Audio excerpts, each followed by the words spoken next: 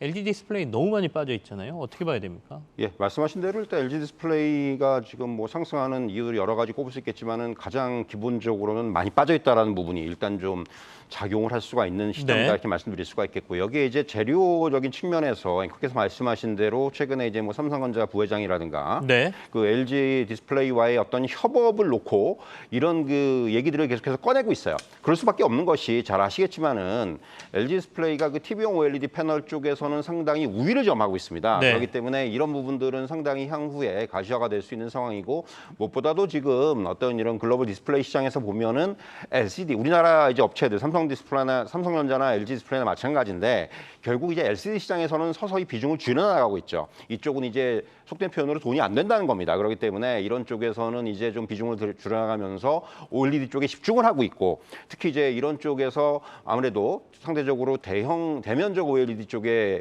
경쟁력을 가지고 있는 LG 디스플레이의 입지가 네네. 좀 더 강화되고 있다 이렇게 말씀드릴 수가 있을 것 같고요. 또 하나 이제 이슈를 꼽자면은 우리 최근에 이제 그 차량용 반도체 이어가지고 네. 우리가 얘기하는 그 DDI라고 그러죠. 디스플레이 구동 칩이라는 표현을 쓰는데 이 DDI 시장에서도 이제 그 공급난이 나오고 있어요. 그러면서 최근에 보면 뭐 중국의 BOE라든가 이런 데서 이제 이런 공급이 안 돼가지고 이런 DDI 공급을 못 받아가지고 애플의 밴드에서 탈락을 한다든가 이런 상황들이 발생을 하고 있기 때문에 이런 상황에 상대적으로 LG 디스플레이 같은 경우 뭐 삼성도 마찬가지입니다만은 상대적으로 이제 이런 상황에서 우위를 점할 수가 있다라는 거죠. 네네. 삼성 같은 경우는 삼성전자가 DDI를 공급을 하고 있고 LG 디스플레이 같은 경우는 LX세미콘이라는 이런 그 우군을 가지고 있습니다. 그렇기 때문에 이런 부분들도 오늘 시장에서는 상당히 좀 긍정적으로 작용할 수 있는 그런 재료라고 말씀드릴 수가 있겠고요. 앞에서 말씀드린 대로 주가 자체가 워낙 지금 많이 빠져 있는 상황이기 때문에 가격에 부담은 없습니다. 그래서 사실 지금은 이런 그 재료에 힘입어서 이제는 좀 저점 매수도 가능한 네. 시점이 아닌가 이렇게 말씀드릴 수 있을 것 같아요. 좀 살펴보니까 실적 개선주에 주목하자라고 하면서 반도체, 2차 전지, 자동차, 정유, 철강이 이 하반기 실적이 개선될 것으로 전망되는 업종으로 꼽히고 있는데요. 그중 철강을 좀 살펴보려고 합니다. 오늘 현대제철에 대해서 하반기에는 중국 철강제 수요가 개선될 것으로 기대된다는 리포트가 나오면서 현재 1.7%까지 상승을 하고 있는 상태인데요. 이 철강주들 좀 주가 향방은 좀 중소형주들만이 좀 탄력을 받아가는 모습을 많이 보였었는데 이 대형이랑 중소형주 중에 개인이 접근하기에 좋은 쪽은 어떤 쪽일까요? 누구한테? 사실 이동훈 팀장님? 네.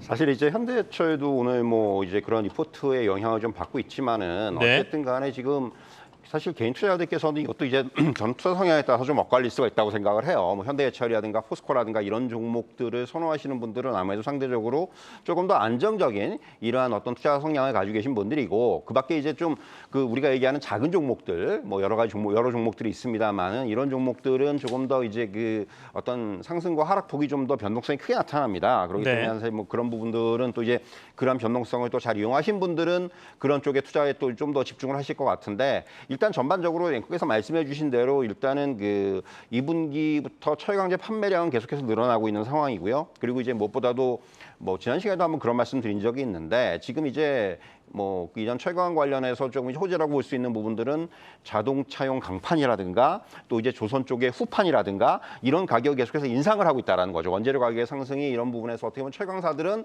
어떻게 보면 이런 조선사라든가 자동차 업체들한테 이런 그 가격을 좀 전가할 수 있는 네네. 이런 어떤 구조를 갖고 있기 때문에 이런 부분들은 상당히 좀 호재로 작용할 수가 있어 보이고요. 그렇기 때문에 하반기에도 여전히 실적에 대한 부분들은 좀 이제 긍정적으로 이어지는 이런 상황이 될 수가 있습니다. 그렇기 때문에 사실 이렇게 좀 실적 베이스로 갈 수 있는 이런 종목들 저는 개인적으로는 사실은 물론 이제 중소형주들 가지고 매매 잘하시는 분들은 상관없지만은 상대적으로 이제 좀 더 안정적인 투자를 원하시고 좀 길게 보시는 분들은 앞에서 말씀해 주신 뭐 현대해철이라든가 또 이제 포스코 관련주라든가 이런 쪽에 조금 더 무게를 싣는 그런 투자 전략이 조금 더 이제 시장에 적합하지 않겠는가 이런 말씀 드릴 수 있을 것 같습니다. CJ CGV가 최근에 주가가 좀 괜찮다가 전환사채 발행 이슈가 나오면서 지금 오늘 주가가 빠지거든요. 어떻게 봐야 되죠? 돈 부족한 건 저희가 알고 있었잖아요. 그렇죠. 네. 사실 좀 안타까운 일이긴 한데 네. 그만큼 이제 이러한 뭐 영어 관련된 사업들이 오랫동안 이제 코로나19 이후에 오랫동안 침체를 겪으면서 그만큼 이제 자금이 좀 이제 부진한 상황들이 이어진 것이고 그런 것들이 이제 어떻게 보면 최근에 주가는 뭐 이제 우리나라 영화들의 어떤 글로벌 그 영화제에서의 어떤 수상이라든가 또 이제 최근에 보면 뭐 범죄도시 2라든가 이러한 그 몇몇 작품들이 이제 굉장히 그 관객 수 동원에 성공을 하면서 아 이제 정말 바닥을 짚고 이제는 좀 좋아지겠구나라는 그런 전망들에 힘입어서 주가는 좀 올라오긴 했습니다만은 어쨌든 앞에서 말씀드린 그런 자금에 대한 그 부족한 상황이 조금 이제 현실화가 된 거죠. 네네. 사실 이제 4천억 규모의 그 전환사채를 발행을 결정을 하면서 오늘 주가가 많이 빠지고 있는데 일단 뭐 이 부분은 뭐 일단 한 번은 거쳐야 되는 상황이라고 생각을 하고요. 결국 이제 중요한 것은 향후에 지금 일단 뭐 몇몇 작품들의 선전으로 인해서 이제 관객 수의 증가라든가 이런 것들이 과연 그렇다면 다시 이런 영화 산업의 부흥으로 이제 전개가 될 수 있는지 여부 네네. 이 부분을 좀 확인해야 될 것 같아요. 이게 실적이 일단 어느 정도 바닥을 찍었다는 부분들은 어느 정도 좀 공감을 할 수가 있겠지만은 그렇다면 실적이 좀 이제 드라마틱하게 증가하는 이제 이렇게 뭐 대형 영화들이 등장을 하고 또 이제 뭐 이번에 칸네 영화제에서 수상을 한 작품들도 개봉 예정돼 있거든요. 또 사실 이런 어떤 흥행몰이를 이어갈 수 있는 여건은 조성이 돼 있어요. 그리고 사실 뭐 이런 여행이나 이런 것들과 마찬가지로 영화도 마찬가지로 지금 그 관객들의 니즈는 충분히 올라와 있습니다. 이제 아, 이제 네네. 영화 보러 가고 싶다, 극장에 가고 싶다라는 니즈는 올라와 있기 때문에 이런 부분들이 과연 이제 실적으로 얼마나 연결이 될 수 있을지 여부 이런 부분들을 좀 확인할 필요가 있을 것 같고요. 일단 단기적으로는 이러한 어떤 전환사채 이슈가 조금 더 영향을 줄 수 있겠지만은 그거보다는 저는 오히려 앞에서 말씀드린 대로 향후에 어떤 관객 수의 증가 그리고 이제 흥행 그리고 실적 이 부분으로 이어지는 이런 고리를 조금 더 유심히 볼 필요가 있다. 이렇게 말씀드릴 수가 있겠습니다. 120달러 그리고 그 위로도 지금 얘기하는 보고서들이 조금씩 나오고 있거든요. 예, 정유주 얘기를 조금 이동근 팀장하고 나눠보겠습니다. 뭐 정유주 하면 대표적인 게 S-오일이죠. 네. 사실 이제 뭐 최근에 말씀하신 대로 유가가 저는 유가의 움직임을 보면 최근에는 야 이제는 좀 밑으로 잘 안 가는 모습, 네. 이게 빠지더라도 조정을 받더라도 크게 조정을 받지 않으면서 진짜 우상향의 모습들을 나타내고 있기 때문에 이렇게 되면 유가가 이제 어느 정도 110달러 위에서의 고착화, 더 나가서는 정말 120달러 돌파 뭐 이런 부분들도 좀 가셔야 되는 것이 아닌가라는 생각이 들고요. 그런 상황이기 때문에 어떻게 보면 이런 정유 업종들한테는 상당히 좀 긍정적인 환경들이 계속해서 조성이 되고 있다 이렇게 좀 말씀드릴 수 있을 것 같아요. 사실 이제 어떻게 보면은 그 지금 네. 어떤 게 중국 같은 경우도 이제 그 락다운이 해제가 되면서 어느 정도 이제 유가에 대해서 이제 뭔가 그 이런 시황의 피크아웃의 우려는 존재하지만은 오히려 정유 업황은 계속해서 좋아지고 있다라는 겁니다. 그렇기 때문에 이런 부분들이 이제 신규 투자의 부재라든가 코로나19 상황에서 사실 정유사들이 신규 투자를 할 수가 없는 상황이었어요. 그렇기 네네. 때문에 이런 부분들이 오히려 기존 설비들이 점점 계속해서 활용을 할 수밖에 없는 상황이기 때문에 역으로 보면 이런 부분들이 어떻게 보면 수급을 계속해서 이 정유사들한테 유리하게 만드는 이러한 요인으로 작용을 하고 있고요. 유가의 상승과 이러한 어떤 수급적인 논리까지 감안을 한다면은 정유업종은 뭐 중간중간에 조정은 있을 수 있겠지만은 계속해서 유가와 마찬가지로 네. 정유업종의 주가도 우상향하는 흐름들이 나오지 않겠는가 하는 생각이 들고요. 그래서 최근에 보면 뭐 리포트도 S-오일도 마찬가지입니다만은 상당히 좀 이제 그 목표가를 좀 상향하거나 이런 리포트들이 계속 나오고 있다는 얘기죠. 그러니까 속도는 조금 이제 슬로우해질 수 있겠지만은 네네. 이런 그 S-오일도 마찬가지고 이런 정유업종이 계속해서 좀 우상향의 모습을 보이지 않겠는가 이렇게 접근하시면 될 것 같고 역시 가지고 계신 투자자분들한테는 가장 좀 해피한 그런 케이스라고 할 수가 있겠고 다만 이제 신규 접근하시는 분들이 있다면은 이런 종목들은 조금 눌림목이라든가 이런 것들이 중간중간에 나와줍니다. 그렇기 때문에 이런 차트가 훼손되지 않는 상황에서의 눌림목 이런 부분들이 어떻게 보면 매수의 기회가 될 수가 있다 이렇게 말씀드릴 수가 있을 것 같습니다. 오늘 시장에서 스튜디오 드래곤이 조금 강세를 보이고 있거든요. 이동근 팀장하고 스튜디오 드래곤 얘기 좀 해보겠습니다.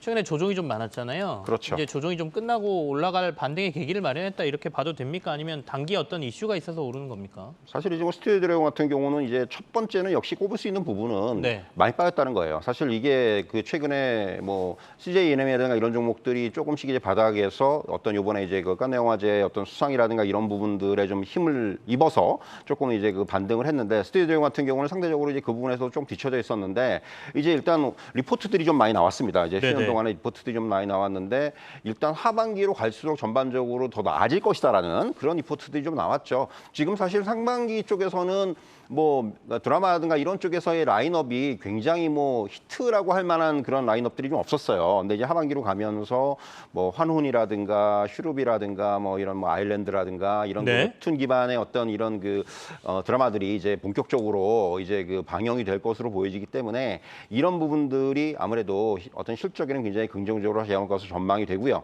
그리고 이제 어떻게 보면 상반기에 상대적으로 이제 그 좀 영향을 또 받았던 부분들이 넷플릭스의 실적 부분이 이제 부진이 네네. 아무래도 이제 스튜디오 같은 회사들한테도 영향을 미쳤거든요. 이게 직접적인 영향이 없다고 하더라도 시장의 분위기가 이제 그런 부분들에 아무래도 이런 제작사라든가 드라마 관련된 업체들이 영향을 받을 수밖에 없는 분위기였는데 그런 것들이 아무래도 이제 조금은 해소가 되면서 또한 역시 이제 반등의 계기가 되지 않겠는가. 역시 이제 스튜디오 드래곤도 마찬가지나 이런 종목들은 저는 가격 부담은 이제 어느 정도 없어졌다고 생각을 해요. 그렇기 때문에 지금은 역시 마찬가지로 좀 저점 매수의 관점에서 충분히 접근할 필요가 있지 않나. 앞에서 말씀드린 대로 하반기를 겨냥한 그런 저점 매수가 가능한 구간이다. 이렇게 말씀드릴 수가 있을 것 같습니다. 오늘 코스피 종합지수는 1%대 부근에서 움직이고요. 그나마 코스닥은 좀 낮거든요. 어떻게 시장을 좀 앞으로 전략을 가져가야 될까요?